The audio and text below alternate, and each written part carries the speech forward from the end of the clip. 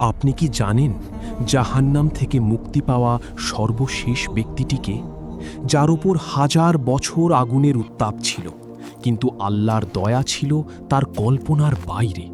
সে জাহান্নামের অগ্নিশিখা থেকে হামাগুড়ি দিয়ে বেরিয়ে আসছিল। শরীর তার পুড়ে কয়লা হয়ে গেছে। সে বারবার পেছনে তাকাচ্ছিল, ভয়ে তার বুক কাঁপছিল। তার মনে হচ্ছিল এই বুঝি সে আবার জাহান্নামে ফিরে যাবে।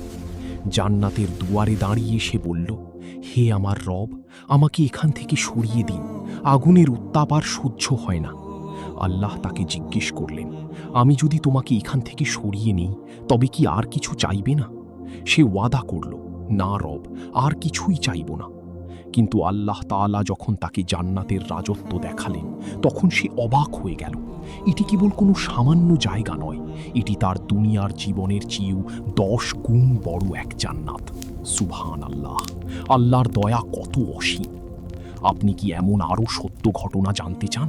তাহলে এখনই সাবস্ক্রাইব করে আমাদের সাথে থাকুন।